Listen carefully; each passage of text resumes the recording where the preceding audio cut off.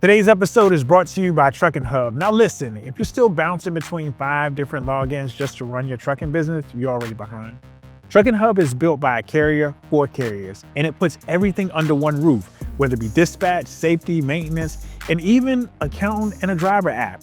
Their dispatch runs on PC Miler and Copilot navigation, so the miles are right the first time. Now the ELD is FMCSA certified, tamper-proof, and trusted since 2017. And if you want to keep it all in one lane, you can even roll in company phones, texting, video, and fax backed by nationwide LTE. Bottom line, this is the kind of system that's you spend less time hopping and more time hauling. Plans start at just $29 per truck, no contracts, no hidden fees, and you can try it for free for 30 days. Check them out at their website and get your time back.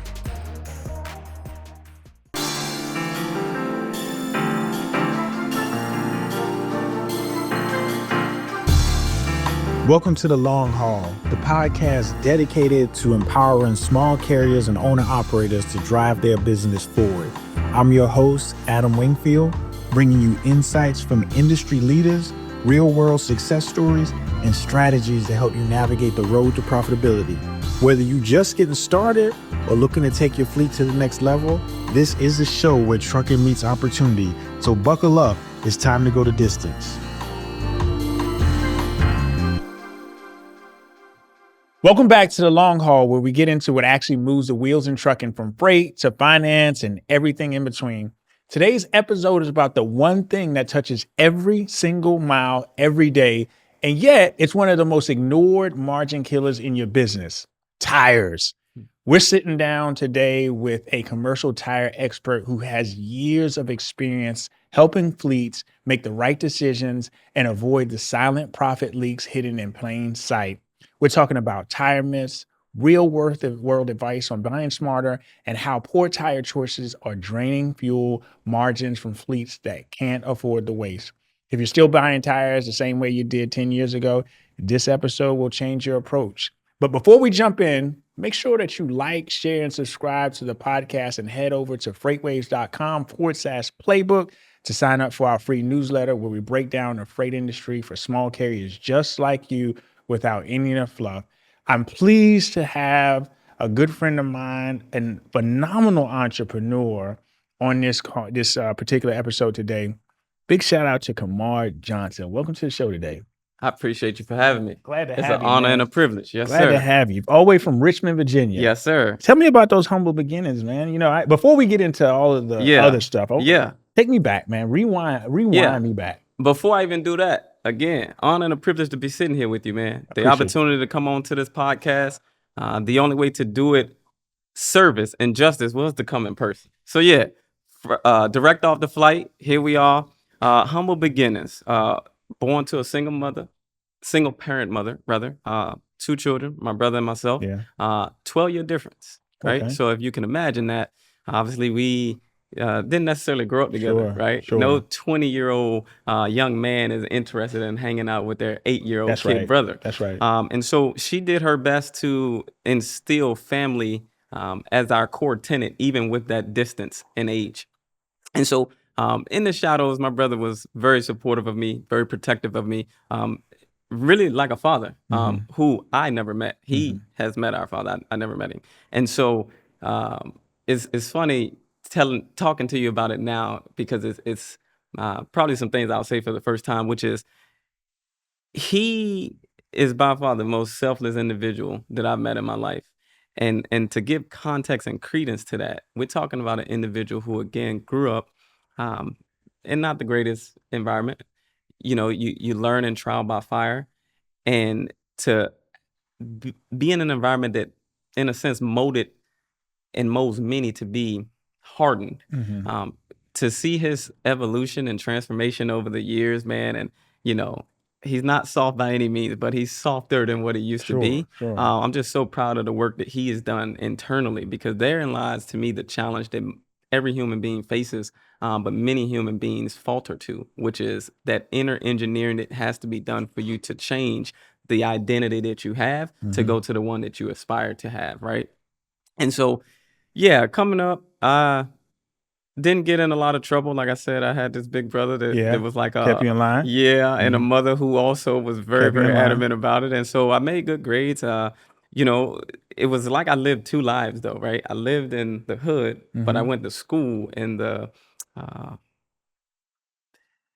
better schools, Sure. right? Sure. And so as a result of that, I saw two worlds very early. I saw a world where things were very dismal and a lot of violence and Mhm. just stagnant, right? No progress really. And then I saw a world where it was nothing but abundance and opportunity and a different energy, right? One where a lot of people were very inviting to assisting and helping and pulling you up. Mhm. And so, yeah, I would live in one environment, but I would go to school in another environment. Right. And that for me, I would say is the first thing that was a big aha moment as Mhm. I've looked back on my life where I see things changing for me. And that was all because of my mother. I didn't live in that district to go to those schools, but You fortunately I got had the there. grades and then Mhm. I had a mother who was a champion for that. And so she put in petitions for me and I was able to get an exception. And then, from there, again, that exposure. The second one for me was right out of high school. I graduate, no college degree, and I'm selling at H.H. Gregg. Yeah, Appliance yeah, sales. yeah. Appliances, Okay. electronics. Okay. Gentleman comes in dressed to the nines, usually like you look, suited up, and I sell him a dishwasher. That's what he came in for. It was he and his wife's anniversary. Me being me, I end up selling him a washing machine. I You sold got him a the whole suite. refrigerator, big 65-inch TV, and he Mhm. says to me, "Dude, I didn't come in here for anything but a dishwasher. But everything that you said just made sense, and so I did it. No disrespect to what you're doing, but I think there's greener pastures for you." Mm. And I'm young again. I'm growing up in a certain environment. That's not a term I'm familiar with. So I'm like, what do you mean? Because Mhm. I've never been afraid of asking the question to get understanding. I don't feel like that makes me inadequate. I don't make Absolutely. it like, and that's something that I would encourage any and everybody. Ask the question if you don't have that understanding, because otherwise you leave that conversation with that person assuming that you knew what they discussed. That's And then right. if something ensues from it and you can't capitalize That's on it, right. that's on you. That's right. And so back to the story. Um, I'm like, what does that mean? And he's like, man, you got a gift, man. Like, I Mhm. promise you I didn't come in here for any of this stuff. Mhm. Oh, okay, yeah, appreciate it. He's like, I'm gonna give your name to my recruiter. And I'm like, yeah, but what is it that you do? And he was so secretive about it. And I'm Mhm. like, all right, cool. People would say that to me, Adam, a lot, but I Yeah. never really put too much stock into it. Nonetheless, I get a call, fast forward the story from the recruiter. Um, they end up being a investment company, right? Again, no college degree. And so she calls me and we weren't on the same page. She's thinking that he gave my information to her for me to be a intern. I didn't know much about internships, but from what I knew at the time, I'm like, interns don't make any money. I need Yeah. to make some money. I gotta help mom out. I gotta get Right. some income Right. coming into this Right. house.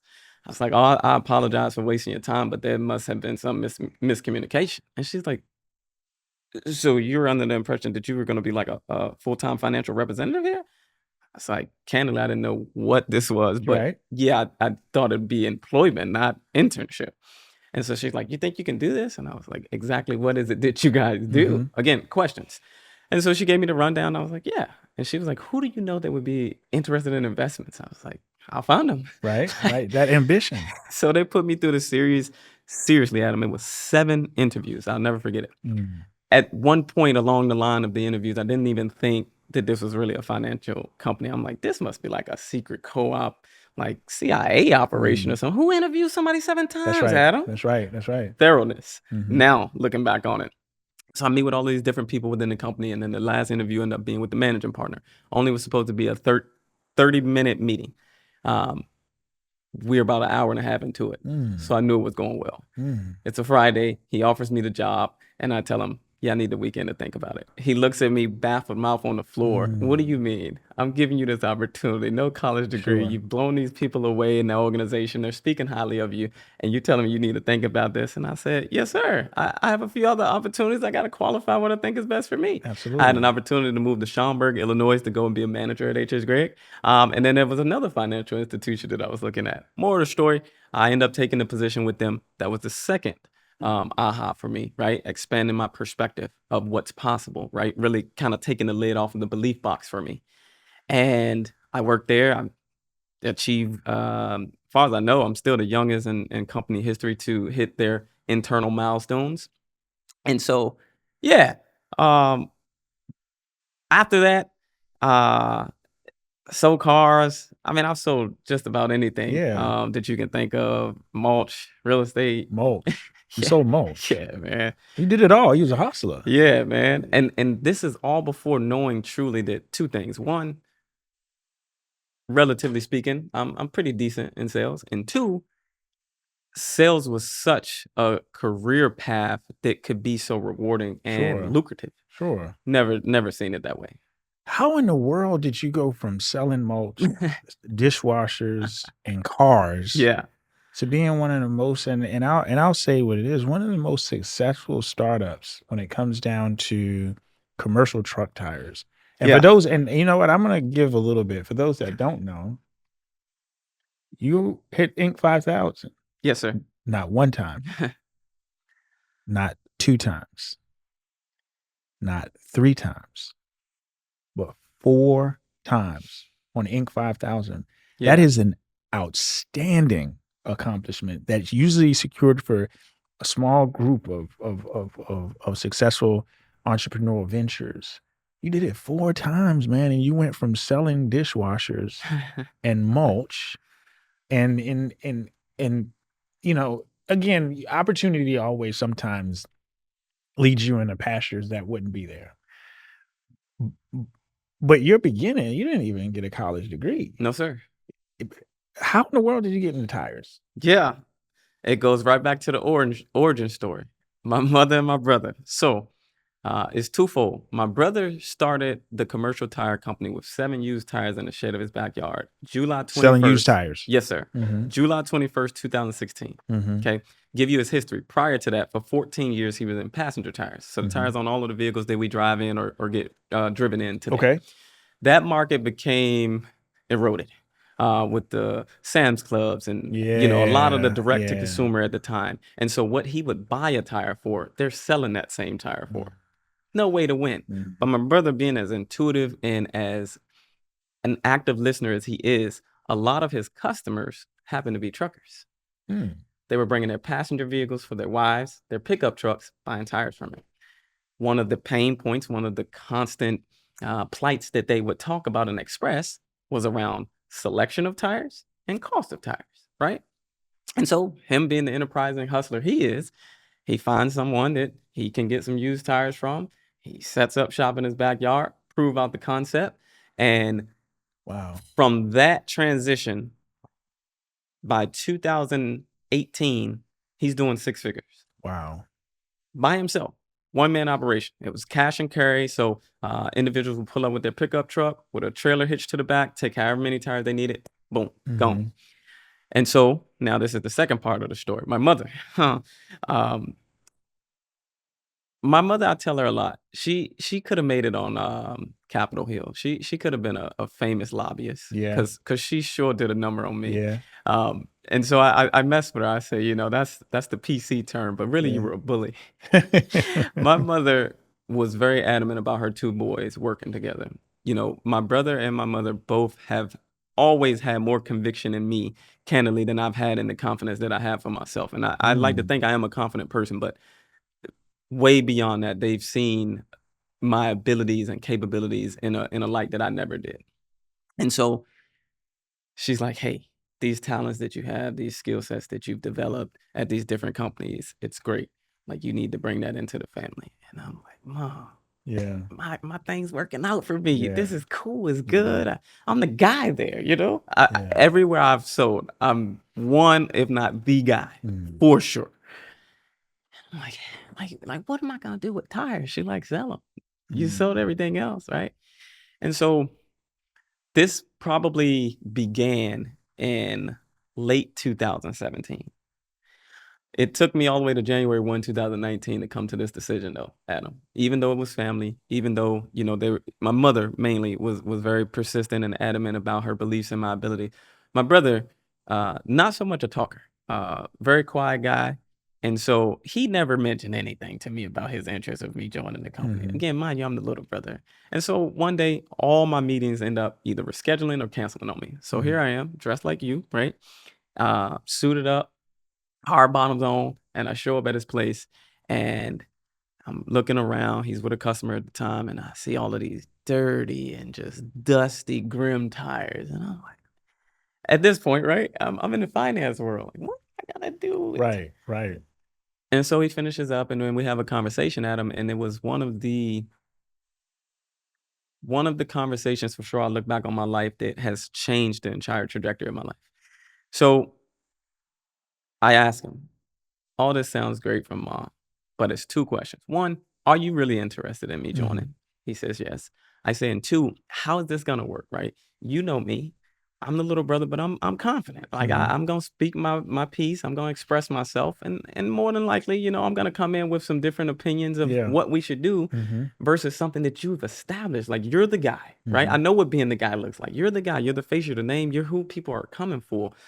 You've built this thing up to a very lucrative business for yourself. Me, again, in finance, I'm like, you extrapolate this over the next 10 years, bro. See, like you're a multimillionaire, right?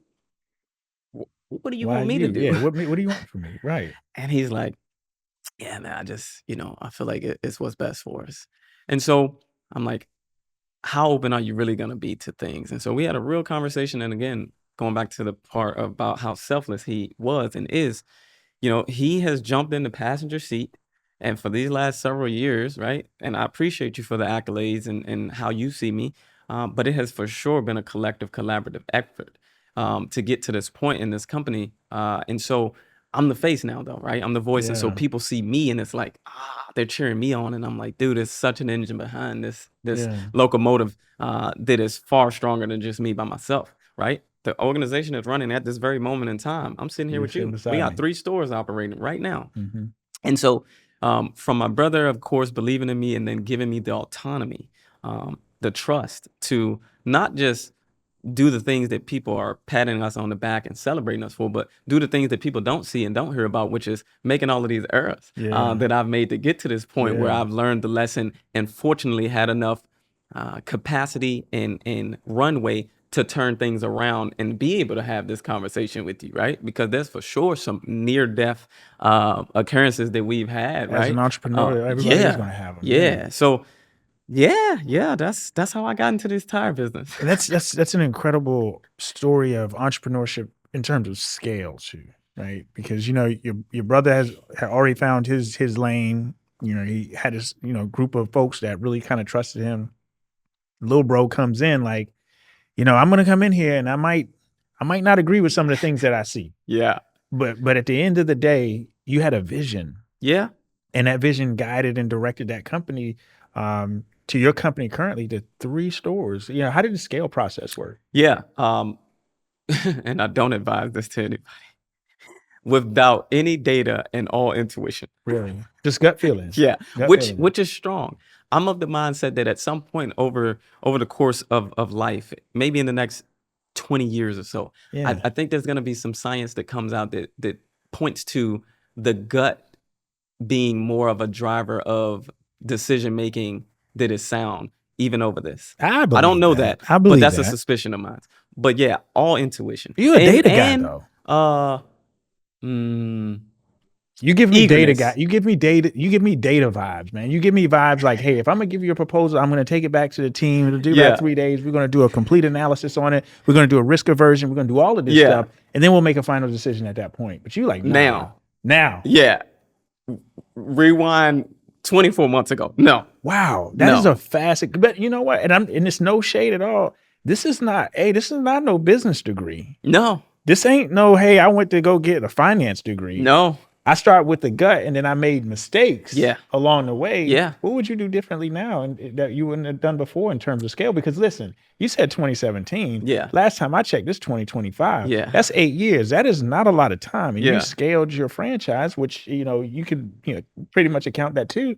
You scaled your franchise as a business owner, as an entrepreneur, by using gut feelings. Yeah. And just going hungry. Yeah. And you got to remember too, our audience is truckers, owner operators, small fleet owners. Yeah. But that applies. Yeah. Yeah, absolutely. The one resounding thing that I would say I would do different. And I know it's cliche. A lot of times people will say, "Oh, I wouldn't do anything different." And I do respect that answer because I also take this into account. I'm of the mindset when you change one thing, there's countless other things that you can't Absolutely. quantify that would have also changed. Absolutely. Right. And so potentially I wouldn't be sitting here with you. But if there was one thing that I would say that I would change is in the early goings, again, that motor running hot, Yeah. eager, hunger, hustle, just slowing down just a Yeah. bit and qualifying the lack of skill set that I had in recruiting and hiring. So team building. Yeah. Team building, that was one of the things that you said is an opportunity. It for was a you. pain point. Really? Oh, for sure. I didn't know what I was doing. I come from being a solo producer, Adam. So everywhere I went, there's infrastructure. Sure. Kamard, you come in. Here's the playbook. Sure. Right? Run it. I can do that. Because I was only responsible for me. That's right. Managers, y'all got to coach these other guys and gals up. That's not my responsibility. I come in here. I deliver. Hey, I overachieve. Hey, see y'all tomorrow. That's right. So I bring all of that over here. All of the things that my mother and my brother saw in me that was like, hey, they're championing me for. There was also deficits in the recruiting and the hiring piece for sure in the earlier days was a train wreck. But you know, the crazy thing about that is that you still were able to figure it out. I'm sure you had horror stories and you've had great stories too when it comes down to absolutely. it. But you identified a niche though. So we went from passenger truck tires. Your primary customers were truckers that were getting tires for their families. Yep. But then you was like, you know what? There's a community I want to serve. And that community I want to serve is the trucker. Yeah. Where did that come from? That was, again, all my brothers driving of us getting to that point. So when I come into the business at this point, it's only commercial tires, right? And when you say commercial, so TBR, you got ag right? too? Yeah, we do ag, but not from the installation standpoint. Okay. It's just drop off or pick up for us at this moment in time, Okay. and it represents a minuscule That's percentage surprising of our being business. in Virginia, Richmond. right? Virginia. Yeah. An opportunity for us. Okay. An opportunity for Okay. us. Something we're looking at. Okay. Yeah. But yeah. you went in, you said, you know what? We at that point we were at the commercial place. Yes. We were at that commercial place. Yes. But what took it to the next level? Yeah. The service. For all of my salesmanship, my sales is driven by service. And so for me, I get an understanding of what's important to you. What's your pain points? What's your experiences like? And when I say experiences, not just in trucking itself, but literally like your operation. How do you see it? What's your vision for it? Right? I've met fleet owners. You got some that prioritize A, and you got some that prioritize B, and their fleets are totally different, even though their application is the same. That's right. Right? And so just getting a thorough understanding so that I could be in the best position to serve, and now getting it to the point where, going back to that original question of what would I change, knowing how to recruit, knowing how to hire, and most importantly, knowing how to train and develop. At this point, so long as an individual comes in with the appropriate behavior and attitude, I can put just about anybody in such an amazing position in 24 months. Hey, you train skill, but you can't train attitude. No, not after a certain age. And for us at this stage, right, anyone that we inherit is of adult age. And so, that has to be like the only pre-wiring that I need. Everything else we can equip you with. And so that is what turns the tide. I got to a point where I was able to figure out how to transfer what I do well from a sales perspective, from a service perspective, over to numerous individuals, and removed myself from being that solo producer minded business owner, CEO, which is important. You got to move the needle. But 7 folks that can give 60 to 75% of what I could give can move the needle way better, further, way quicker, way further than I can do at my 100%. That's right. And so that for sure is what has changed the needle. Like I said, sitting here with you, the stores are not just operating, but the stores are operating at a high level. I mean, we literally have a general manager who has received numerous cards and letters from customers, gift cards, all kind of gifts, because of the service that he, disseminates all the way down. Yeah. So It's the ability to duplicate the service and sales efforts that I was able to get us going and gain traction with. I 100%. I love the fact that that's a focus on service because, obviously in the trucking industry, it's very competitive, Yeah, but I feel like it's underserved because your drivers out there are quite frankly treated unfairly in a lot of different environments. absolutely. You work with fleets of all sizes. Yes. What do small carriers and owner operators consistently misunderstand? You know, for the audience, if y'all don't know, this is not rehearsed or scripted. That question is so beautiful, and I'll tell you why. Something as of late that has really been ruminating for me, and it has been a part of my conversations with the team to then take to these fleet owners and fleet managers and owner operators. The price that you pay for a tire Mhm. is not indicative of the cost of ownership. Mm. I'll give example for this. Okay, let's say you are a fleet or an owner operator. You're driving 500 miles a day. Okay, let's say you buy a set of steers to keep it simple. Let's say you get the steers for $250 a piece, so $500. Let's not do taxes and all of that. Sure. $500 is what you paid. Okay, so you're driving 500 miles a day. You paid $500. In a week's time, if you have tires that you've purchased at that $500 that is essentially costing you 12 cents per mile for your operation, Correct. you're now looking at $30 a day. Five, that's 150. So let's say you do 52 weeks, 150. You're at $7,800 in a year that $500 purchase has cost you. Mm-hmm. Like, not understanding amortization schedules. Yeah. And I think that's what you're keyed on, is that amortization is one of those things that continuously to impact those costs. And when you see owner operators and small fleet, and that's a great example. And I love when we break down math, because math is my thing. You can't refute it. You can't refute it. You can't refute the data. It is a little bit away from the gut feeling, no, because your gut feeling tells you, oh man, I paid $500 for a set. Right. That's my gut. Right. But the funny thing about that is that everybody says you get what you pay for, but the thing is that always true with tires? No. Or there's scenarios where they're saying, buying cheaper actually makes more business sense. So I'm going to double down on that example, and then I'm going to answer the question. Literally, it's a new fleet that we signed up. How large was the fleet? They are 50 trailers, so they are intermodal. So they own no units, owner operators pulling it, but they own all their trailers. Oh man, they probably get beat up a lot. Killed. Yeah. We took them from 12 cents per mile, which was approximately, and their example was a little bit more. They were at about 15,300 per year in tires. Yes, from a cost of ownership per unit. Okay, per unit. We We cut that in half to 6 cents per mile, just with not even necessarily taking them to a more expensive tire, but we put them in a tire that was best for the application. For the application, yeah. Which matters. Yeah. Even more than the brand. Yeah. And so it's huge to really understand tires when you are in trucking, whether you are a fleet owner or you're an owner operator, is not, yes, technically, if we're thinking about accounting, sure, it's an expense. But what I would challenge fleet owners, owner operators, fleet managers to look at, see it as an investment. Because then these numbers that I'm talking about with you have more relevance. Because again, just getting the tire at its cheapest price is not necessarily good or bad. Sure.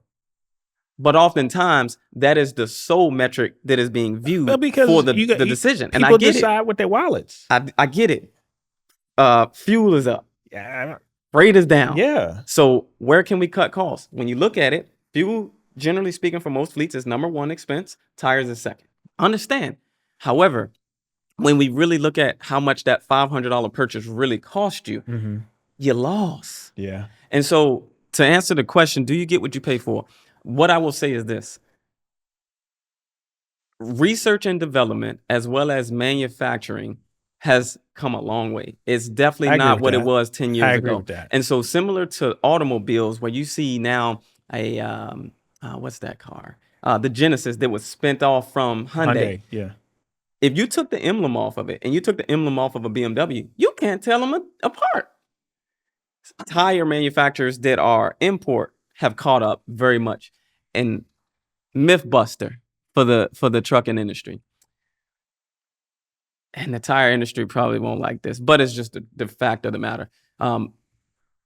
Legitimately, there's not many TBR commercial tires being manufactured in the United States. Come on now. There are countless brands that are big brands. You know them, right? That they don't manufacture them here. And so they've driven their costs way down. And at the end of the day, you buy that brand at that premium price because you know it from 10 years ago, you know it from 20 years ago, and when your father was in trucking and how well it served him. And candidly, it is made in the same plant that this import tire that you never heard of is made in. And your boots on, you boots on the ground, so I know it. I visit factories yearly.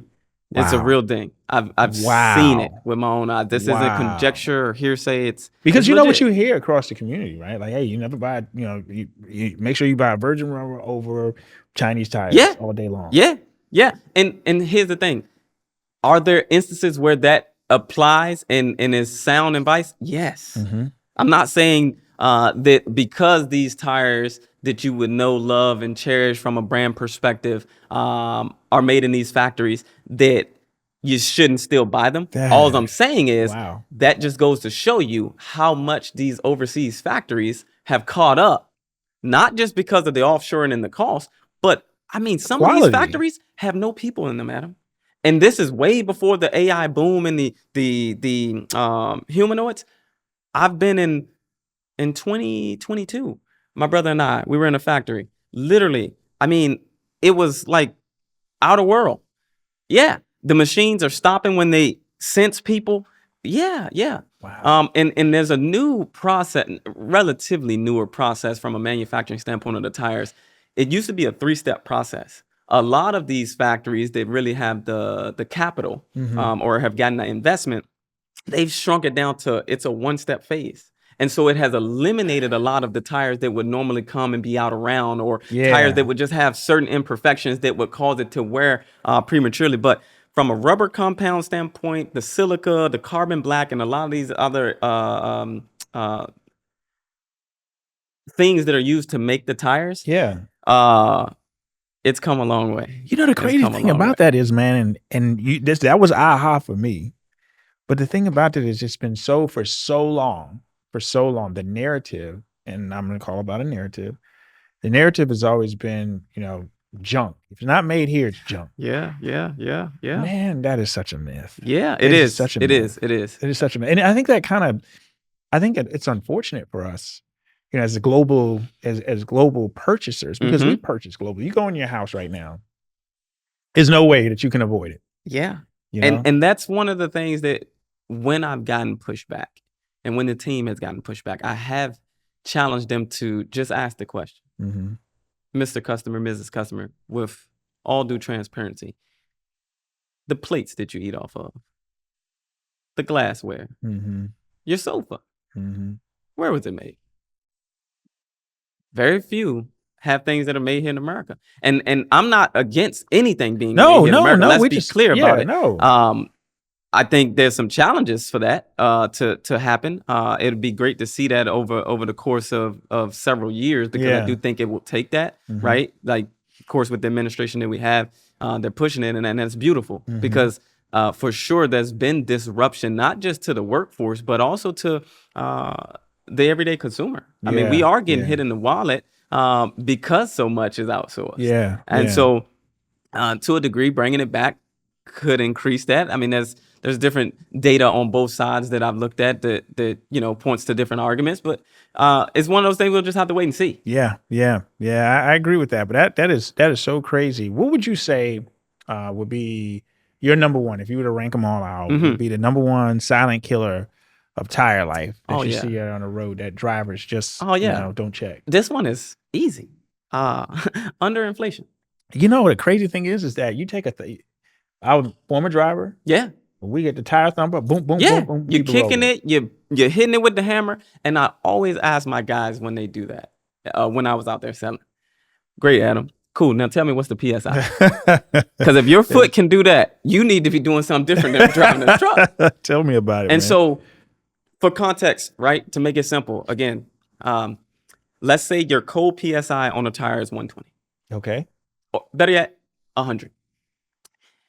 20%, you're at 80, right? Okay, so now technically you have a tire that is going to lose about 10% fuel efficiency. Okay. Just with that because reduction of how much in air. more rubber is hitting the highway. Yeah, because now the tire is flexing. Mm-hmm. The tire is getting overheated. And as a result, it is still made out of rubber. So now you're expediting the life of this tire. Mm-hmm. You go from getting 2 years out of this tire, now you get 18 months. Mm. The longer you do it, now you get a year. Mm-hmm. And so once again, $500 is what you spent for these two steers. Just by being underinflated, you've just deduced your chance of even getting a year out of it. Sure. Because for a lot of the regional and local guys with all of the twisting and turning, that tire scrub is going to cut away at the tire life anyhow on that front. Now you're running it underinflated. Okay, on the East Coast, we get heat waves here like we did earlier. And I think July, we had a mean one, right? So you got hot temperatures, you got rubber, the ground's hot, the tire is underinflated, so it's predisposed to getting hotter just by default. You've just killed your tire life, all because you didn't get out and truly, with an air chuck, hit that thing and see where you were before you started your day. See where you at. Because as you run, the tire is already going to increase in heat anyway. Yeah. And so literally that one responsibility adhered to completely changes the game from a cost profile for any trucking operation. The crazy thing is you walked us through how bad tire choices from a maintenance perspective affects fuel economy. Yes. Can you walk us through how bad tire choices outside of maintenance affect fuel economy? So let's easy. Shift it a little bit. I got you. Okay. So one thing that I don't hear a lot of customers that have formerly shopped at other alternatives to us in the marketplace. Mm-hmm. I ask them about it. I never really hear them speak about it. Rolling resistance. Yeah. Okay. Rolling down. And just simply put, it is certain tires are manufactured. Believe it or not, tires have technology in them, and they're developed to have lower rolling resistance, which simply means the truck has to work less hard or more hard.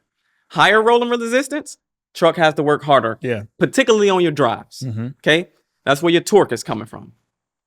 Then you got tires that are manufactured to have lower rolling resistance. And so if the truck has to work harder because the tire selection that you decided upon, it's going to have your fuel efficient go down. Your fuel cost goes up.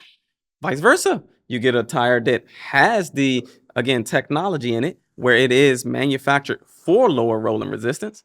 Truck has to work not as hard. So fuel efficiency goes up. Yeah. Fuel costs go down. And that's a big deal. Wow. When again, you take into account more times than not, fuel is the number one expense for a trucking operation. But you're purchasing that tire because of what the tag says. Like, oh, it's on sale at TA. I can get these, for, a discount. But you're not going into the true buying decision, like going all the way back to your scaling decision. Yeah. Your scaling decision came from a gut. So as a trucker, I'm coming up, man, I've got insurance coming up. My gut feeling tells me to take tire A over tire B. Yeah. Because I'm going to save a little money, not considering the cost of operations, not even considering rolling resistance, not even thinking about rolling resistance, which is such a profound thing. How important it is to understand that rolling resistance is creating more drag, causing you to burn more fuel. So it's really important to consider that. Yeah. So what would be your advice to a carrier who's not in a tire program right now that just shops the local dealer when something goes wrong? Yep. I would say, first thing I'll say is there's many tire vendors.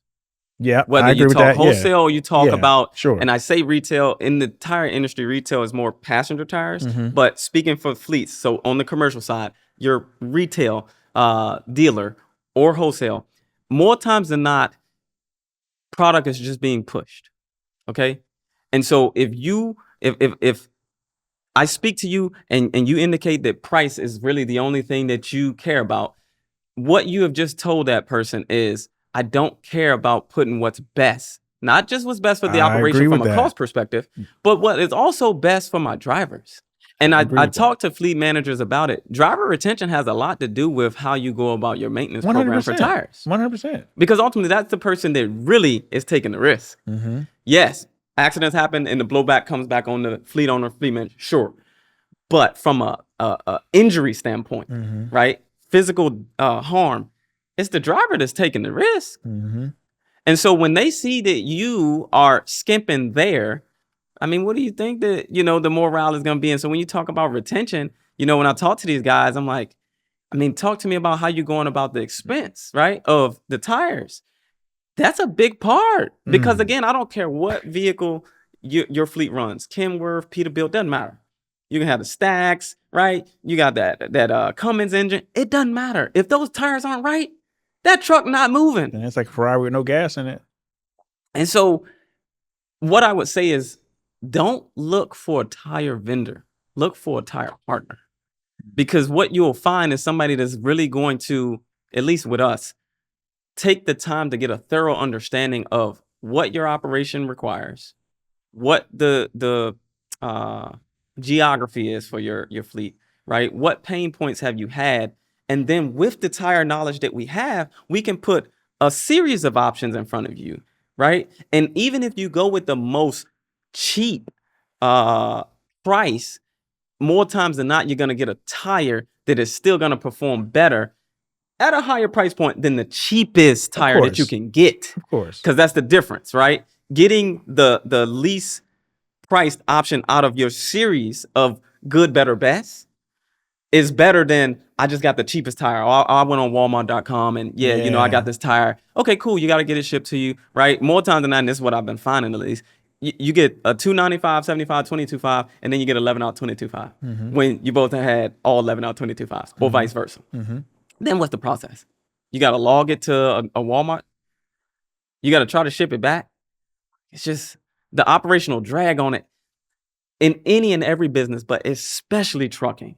The most expensive thing is downtime. It's time, brother. It's time. It's time. So you're telling me you just had your fleet manager or your lead mechanic leave the shop to go and take care of something that you could have had consolidated with a tire partner. That's right. And over the continuum, right? If we look at it, it's just more cost effective. Even in the beginning, if you might receive a higher price point than what you could get. Sure, if you go online, that's just about anything that you want to buy. It's going to be cheaper than if you go and get it from somewhere local. However, is it what's best for you? That's right. That's right. And so, yeah, I get it. Trucking has definitely been tough the last few years, right? I get it. But some sacrifices are not ROI positive. You would say a lot of people, a lot of guys go straight to the cheapest used recap that they can find. Yeah. When is that smart? To me, when is that a disaster waiting to happen? This is interesting. I won't mention that. But so, interestingly enough, a scenario took place a couple months back. And I created some content around this topic. I am not against recaps. Recaps have been around really since the World War. And so I'm into like the history, right? So I understand where they came from. It came from because there wasn't rubber to really get their hands on because the Army needed it all, right? And so that's where recaps came from, right? Simply put, I don't want to take us down a history trip, but they have gotten better over the course of years. Yes, 100%. However, it still ultimately is the casing, which is the body, the carcass of the tires, right? Think of it maybe like the skeleton of our body. It is a piece of rubber that has existed for longer than the new tread that is on it. Okay? Right. And so when you think about weather conditions, and let's just use where we are. Let's take the East Coast, right? We get rain, we get snow, we get heat. So you take a tire and the DOT date for that carcass, that body, that skeleton is 5 years old. All right. And so now you have the rubber adhesive that has sealed this new tread onto it. So yes, the tread is new, but The casing's tires old. do not blow from the tread unless you roll over something. Say that again. Say that again. Again. Say it again. Tires do not blow from the tread unless you roll over something that punctures it. Boom. Tires blow from the sidewall. The life and death of a tire resides in the sidewall. That is where all of the integrity either is there or isn't. Because think about tires like an accordion. You get loaded, they constrict. You get unloaded, they expand. And you just doing this. And so as you're doing that with a tire that has been cold, that has gotten snowed on, because when you park that truck and you get into your vehicle and you drive home and you go inside the house, the truck is still sitting outside. Yeah, yeah. And so now it's hot. And so it's baking that casing, right? And so what happens is the weather conditions cause dry rotting. And therein lies where the sidewall then starts to become compromised. And so, in my opinion, when the temperatures are cooler, so fall, winter, it's a decent option. It can be. In the summer, spring, I'm just not an advocate of it. Yeah. And I will tell you, Rightfully for so. what it's worth, there's many people in the tire industry, and again, I will leave that nameless, Yeah. that, they're not happy with me for this rhetoric. I'll tell you that, 100%. Like, there's But you're not. things that, It's not refutable, though. I mean, it's No, not one of those things where it's you a can. fact. Let's have a conversation. So over much it. so, and this has always been my challenge to people when they, because I got some fleets, they swear by them. Fine. And we never go into any fleet or any owner operator looking to undo what they are comfortable with. Yeah. We provide data Yeah. that is irrefutable, and we allow them to make their decision. And experience. It's our process, but it's their decision. Tires is your thing, though. Right. It's like a physician. I am going to tell you what needs to happen, Adam, for you to get the optimum health. You make the decision. Whether you do it or not, though, that's your on you. decision as a grown individual. And I'm going to respect it. I don't have no ill will towards you if you decide otherwise. I'm not thinking that I'm going to be 100% on our conversions That's right. of taking people from doing things a traditional way that, they've seen some semblance of it works for me. Sure. And then when we get into the data and the numbers, I refute that it worked for them. But nonetheless, I get it. So, yeah, to me, the recap is a good option. It can be a good option in the fall and in the winter.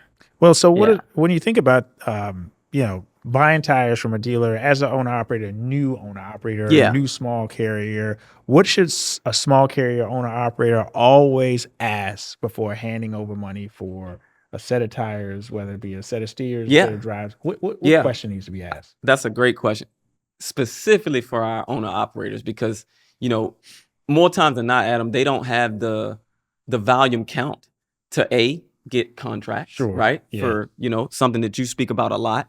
And then also they don't necessarily get the best pricing when it comes to tire procurement. Just again, they don't have the volume that a fleet may have. That's right. Okay.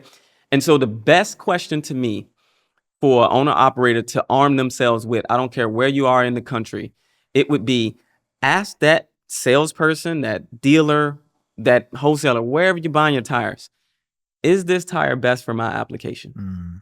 Because again, more so than brand and more so than price, that is going to be an indicator outside of the control of checking your air pressure, which is your responsibility to ensure that you get good life, that an owner operator would fall victim to. Because again, if I sell you, again, the best priced option and it is not suited for your application, That's right. it's just not going to be, again, an ROI positive purchase. When I think about application too, you got to be careful as an owner operator. You got to make sure that you're more specific with your application. Yes. You can't just be say, hey, well, I haul reefers or flatbeds. No, are you regional?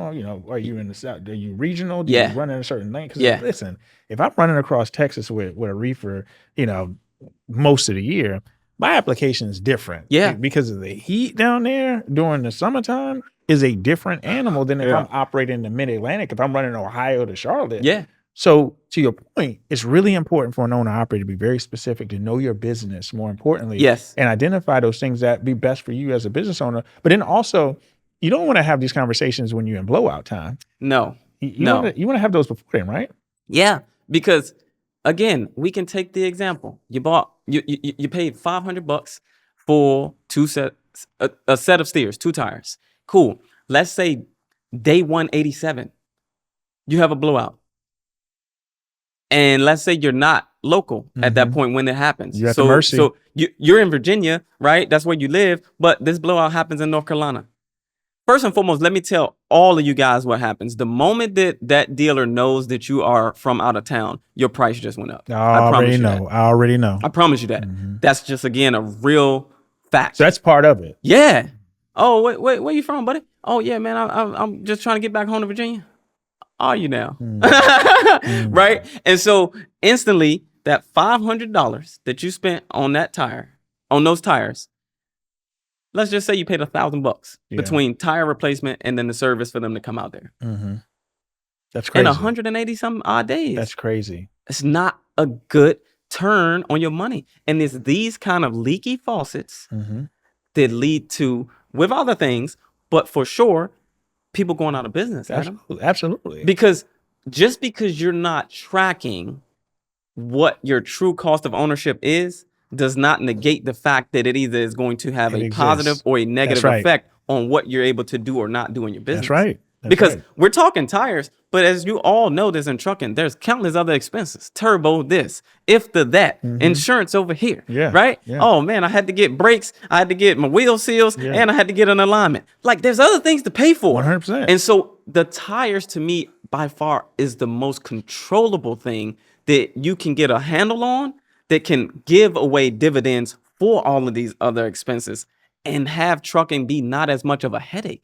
Because the other piece that really, again, isn't talked about, right? We look at the downtime from the operational side, right? The money that it can cost you. Let's say you just got on with Adam and, you were late. Maybe Adam is one of those strict guys. Maybe he has a military background. You were late one time, I'm done with you. Yeah. So now it has cost you future business. So it's even more than just the blowout and the $1,000 and then the $5. Like it can compound so quickly. But the other piece is just a peace of mind. You were gonna be able to get home to see your daughter's recital. Now you're not. Now it's questionable. No, you're right. You're right. And the thing is too, man, is that I see we're talking about shortcuts. Yeah. Right? We're talking about taking financial shortcuts. And these financial shortcuts are sometimes predicated based on the environment. Sure. Sometimes it's a knee-jerk reaction as an entrepreneur to take the cheapest way out. Sure. That's just survival Absolutely. At some point. But, when you think about taking shortcuts, there's also taking shortcuts in preventative. So when I think about the pre-trip inspection process, you talked about stabbing and making sure that you've got that valve, that measurement, you get that reading every single morning on what those tires are inflated at properly. How often do you see tires that may have passed a walk-around inspection, right? But they fail a roadside or, and the real exposure there for a carrier that happens on the wrong day because, hey, you know what? I did a walk around today and I didn't realize this trailer tire was flat. Yep. Often. Really? Yes. And that says a lot. Interestingly enough, more times with companies that have 11 plus units. So you think that the more units, the more lax? I think with the more units, the more cumbersome of a process it is to truly have a consistent approach of preventative maintenance. That comes from processes and systems. Now Absolutely. You're talking my language now. And so that's where innovative logistics can come in, right? And help a lot of folks out because there's so many facets to running a business. Yeah. And oftentimes what I've found, Adam, and I say this to some guys, right, as a challenge for betterment, not as a sidestep. Sure. Listen, brother. Listen, sir. You operate a business that just happens to warrant you having a CDL. Right, having a truck. That drives a vehicle. That's right. That's right. But I need you not to see this as when you were the driver for Walmart. You have to see this as the business owner that in this particular phase happens to be working in the business and on the business because you happen to be driving it. But I need you to make sound decisions from the business owner side as it pertains to the investments that you make. One of them being preventative maintenance, because it's just going to cost you so much more on the back end. And it's those hits. It's almost like a boxing match, right? I'm jabbing, I'm setting you up. And those blows might not hurt right now, but it's opening up your defense to the shot that I really want to take. Right. And so my analogy to that is you get a little leakage here, you lose a little bit there, and then before you know it, boom, that one pop, And now I'm driving for Adam now. Like, I mean, Adam a good dude, so that's cool. But like, what happened with you? It's like, man, trucking ain't it. It's like, well, sure, that's easy to say. And it's easy to say that about anything, right? Oh, my buddy doing lawn care. Outside looking in, uninformed optimism. Now I want to get into that, right? Because he doing well with it. So then I jump into it. I know nothing about the lawn care business though. And every industry has its nuance that has to be learned. Business acumen to a degree is transferable, but there's nuance in every industry. And so if you don't have the propensity to take those blows to figure that out, and you have enough capital to have that runway where you can absorb those things, you go in and out of business. And it's the industry. Oh man, lawn care doesn't work. That's exactly what happens. And you got people like Evergreen and like they're national companies. Like there's plenty of people who win with that. It's plenty of people who win with trucking. There's plenty of people who win with tires. Like everything can work if you work it. There, man. You talking my language. You know? So yeah, like that's the piece for me. As much as we are a tire partner, man, we attempt to help advocate by bringing people into a better state of business ownership from a perspective shift. And then, of course, resources like you. Hey, listen, I'm not in trucking. I'm adjacent to it, right? I've had countless conversations with guys and gals in all different type of positions. 300 truck fleet is our biggest customer, down to a guy who got 3 trucks. Like, so I've heard different various conversations about the different struggles and how it hits different over here versus down there. I get it. So I don't ever look to be the trucking guru guy because I know people like you, right? And so I'm like, hey, check this guy's page out. He is a friend of mine. So yes, for sure, I am advocating for what he does, but not because he's a friend of mine, because he does good business who happens to be a friend of mine. It's a difference, right? And so like even with I want to support you, brother. It's like, don't support me because I'm a brother. Support me because I do business. That's as right. adequate and as integrity filled and as value filled as you needed to be for your company. That's right. Let that be the merit. That's right. That's for right. me. That's right. That's right. You know, you're big on education. You know, if anybody has followed your journey, followed your social media activities, you know, you're huge on education. And one of the things that's so admirable about your content is that your content is always value added, that from the soul food side of entrepreneurship, right? When I say soul food side, I'm a soul food coach. Soul food, sometimes it may not be what you need to have in your body at that point. Yeah. You know, you may not need that soul food, that Crisco that's frying that chicken with. You may not need it. Yeah. Yeah. But you got to have it. Yeah. And education is one of the things that you got to have. And you're big on education. You're big on that journey. You're big on, you know, self-development, continuous development. You know, I've watched your journey. You're constantly challenging yourself. You're getting the marathon. You know, I saw that as well. Yeah. Why is tire knowledge, in your opinion, why is it such a blind spot? I think for starters, as a business industry as a whole, I think it has a boring mantra attached to it, or moniker. Of course. Sorry. And so when something doesn't jump off the screen at you, especially in today's time, it gets no attention. Sure. So I think, generally speaking, that. 2, I think in the trucking industry itself, like taking the fleets, for example, who may be insulated, right? So they have a diesel mechanic on staff, right? They have their fleet manager who, you know, is doing what they need to do to ensure that the vehicles are ready to go out on the road and make things happen. But more times than not, once again, even within that world of it, it's kind of looked down on. Like, I can't tell you how many diesel mechanics have no interest in changing a tire. It's beneath them. And I respect it, because what they have learned and what they do bring to the operation, and what they do, what they specialize at, again, not anybody can do it. But to a degree, anybody can change a tire if they take the time to learn it. Which of course could be said about diesel mechanic, but I'm confident that owner operators and our fleet audience will agree with this. There's countless times that you've gone to a diesel mechanic and Adam said what was done, and then that truck leaves and goes down the road, and what was supposed to be done wasn't done either. That's right. Accurately, that's right, or wasn't done well at all. Right. So no, I agree. That's all I'm saying. Is I agree. The diesel mechanic is special. That really does a great job. Whereas the tires, it's just like, yeah, man, get somebody else to do that. And so again, I think it's just one of them things that's kind of pushed aside, so much so until it's a issue, which is usually an issue more times than anything else. And so I just don't think it's not exciting. Yeah. Right. Oh man, yeah, I got the Cummins. I got a Pete 379. Right. Exciting. Yeah. Oh man, I just put the stacks on there. Oh, exciting. Yeah. Yeah.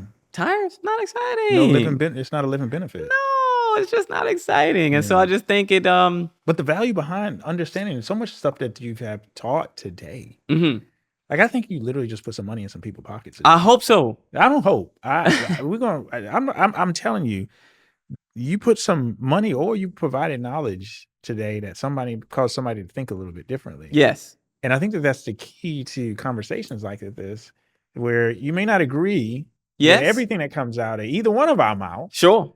But there's something that you can take away from it to where it provides value add to where, and ultimately it could become revenue generating. So if a one truck operator came to you today and asked you how to set up a basic tire maintenance and replacement plan, where would you tell them to start? Awesome. I would tell him to get a tire gauge. I would tell him to get a tread depth gauge. I would tell him to, again, people in the tire industry wouldn't like what I'm about to say, but if he can, get his own impact gun. Yeah. And a bottle jack. Yeah. And make sure that the trailer that he pulls or the truck that he drives has a spot for at least a spare tire, at least one. Because here's what's going to happen.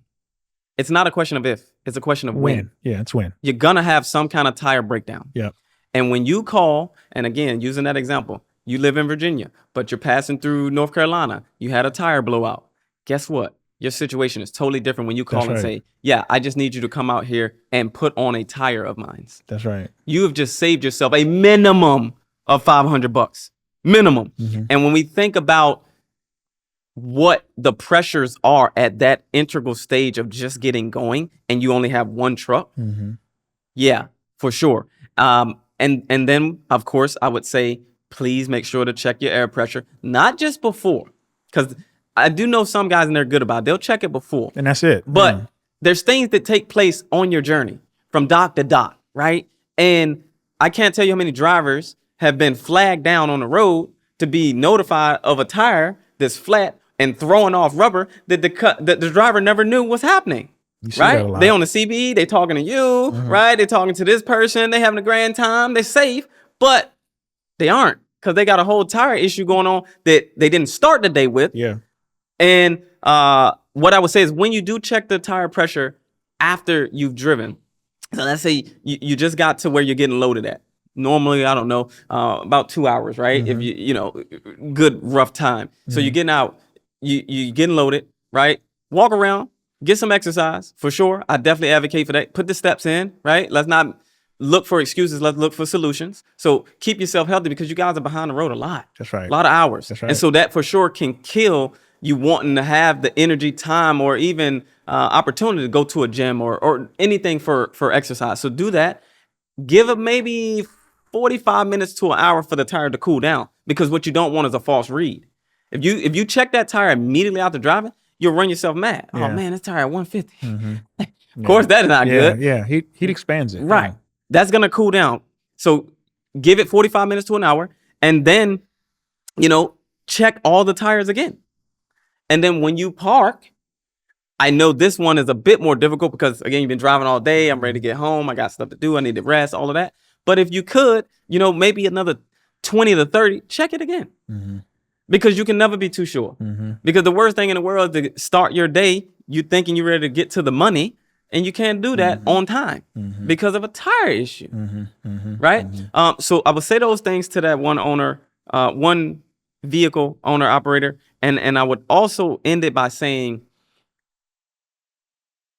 don't think that asking questions to tire people is a bad thing. I say this with a lot of respect, but so many times, Adam, we have talked to a new guy who just started, and all of his information, rightfully so, or expectedly so, not rightfully so, expectedly so, has been derived from another driver. And this may sound weird and wild, but I promise you it's a true thing because I've tested it out. I can sell you a set of Michelin steers, the XLEZ, right? And let's say you're an over-the-road guy. That's the appropriate steer for you, right? It has the decoupling groove. It's optimized for fuel efficiency, low rolling resistance, all of that. Okay. And you got a Peterbilt. And then let's say we sell your buddy, John, same tires, same application as you, over the road, almost running the same route. But let's say he has a Freightliner. Mm-hmm. I can assure you with absolute certainty that y'all experience with that tire would be different. Really? Yes. And so what I'm saying is, yes, take information from people who have been there, done that, right?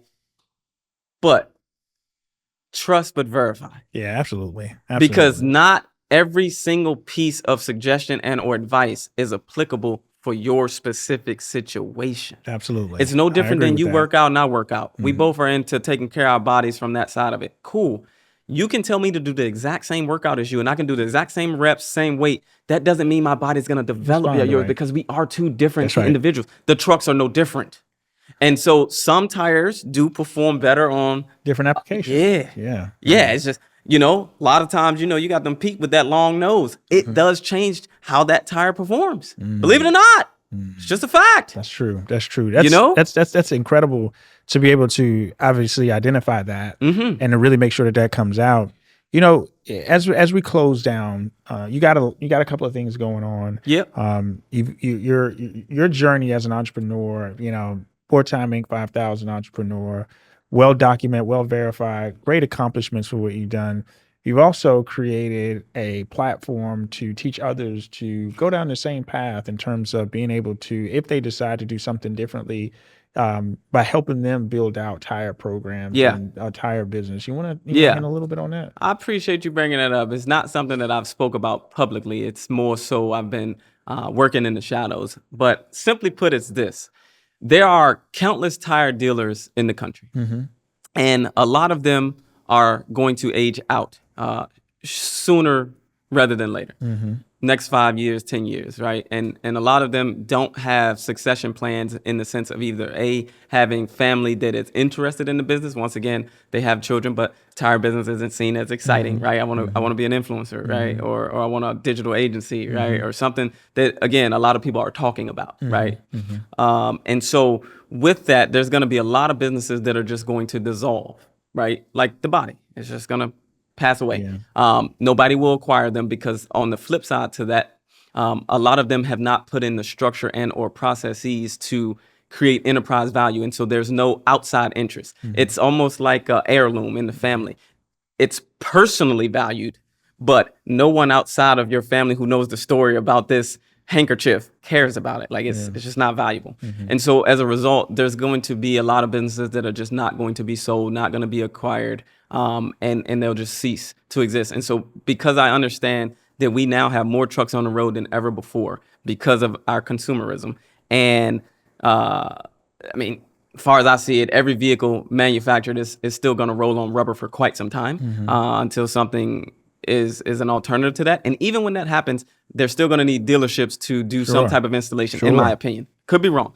But I think that this is a business that has a lot of staying power that is not recession proof, because I'm not so certain that anything is, but I do like to think that it is recession resistant. And along with that, I would say that it's AI resistant.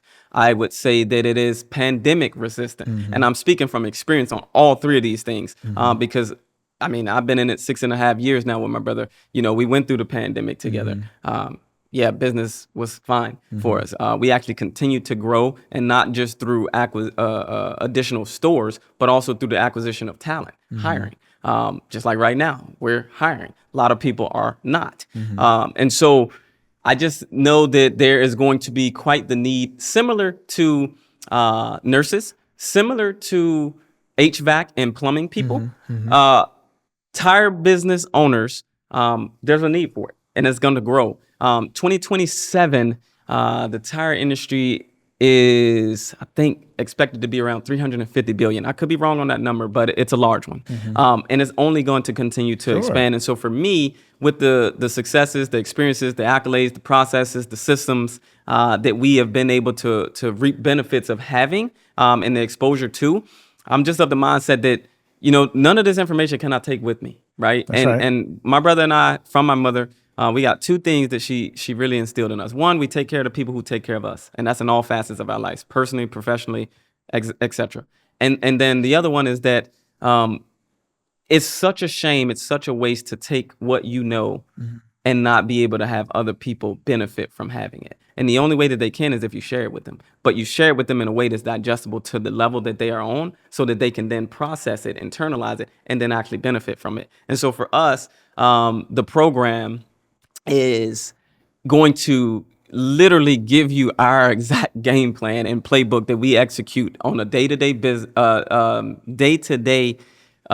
scenario to get to where we've gotten and to ultimately where we're going. And I mean, at the end of the day, we can't open up all of the dealerships in the world. And even if we did, nobody will get 100% of the business. You got huge outfits like Southern Tire Mart, and you got people like us with just 3 stores. And there's business for everybody. And so for me and my brother to be able to offer essentially our world to anybody who wants to take a stab at business ownership, which God bless you, because it's quite rough. the choice. It's rough. But we like to think that this is a pathway that, I'm not going to say anybody, but many people can come into it without any pre-business experience, without any certain skill sets, and be able to do well. And we say that because that was the case for us, right? My brother, no college degree. Same for myself.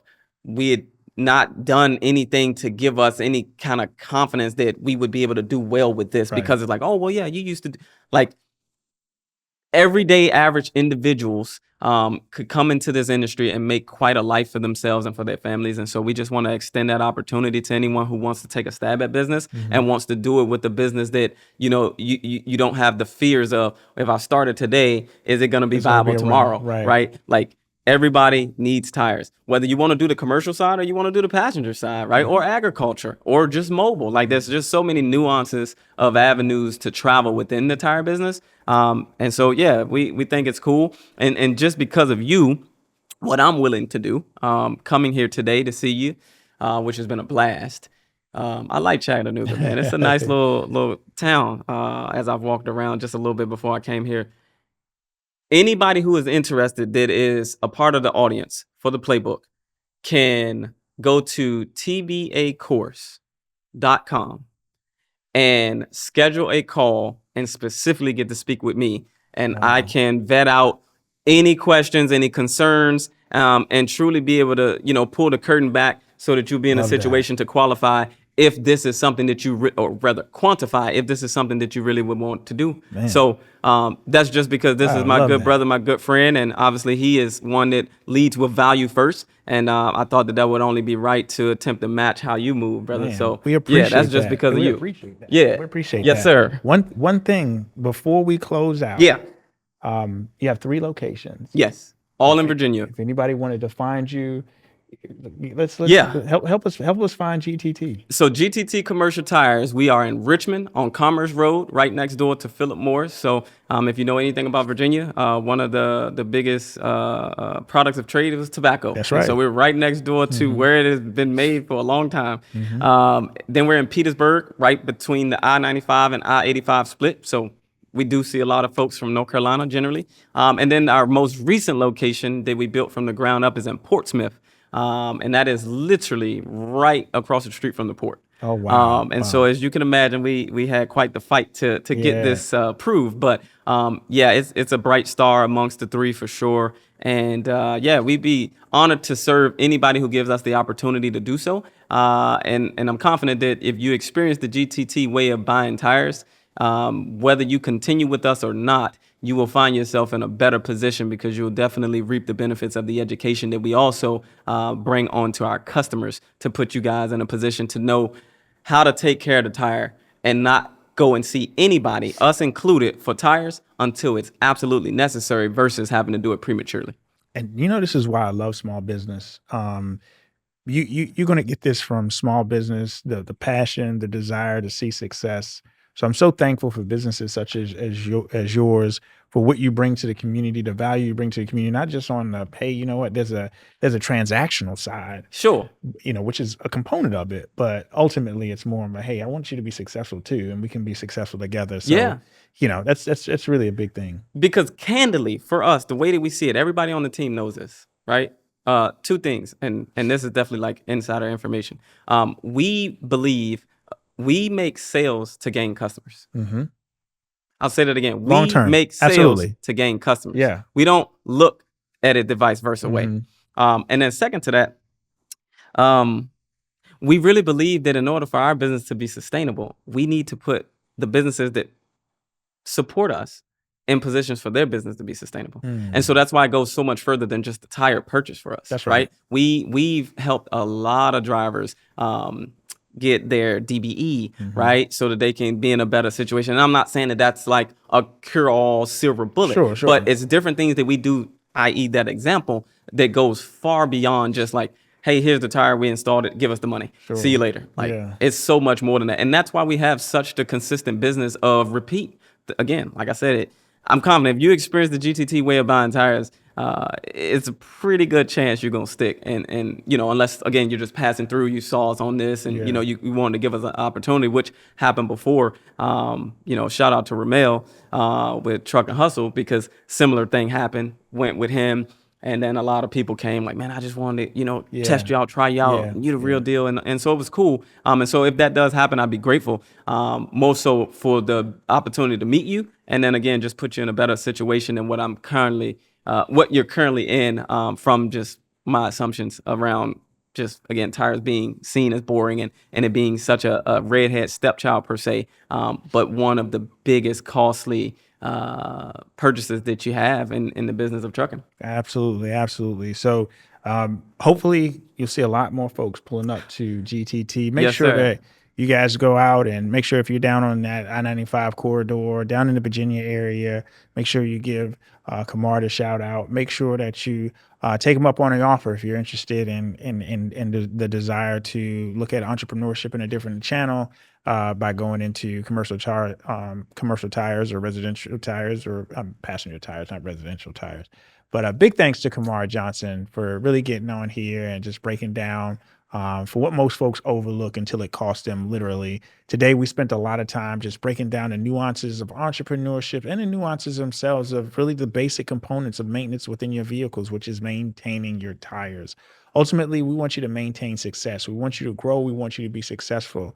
If you found any value in this episode, please do me a favor. Make sure you like, share, send it to somebody that would get value from that. And make sure that you go to freightwaysplaybook.com/playbook.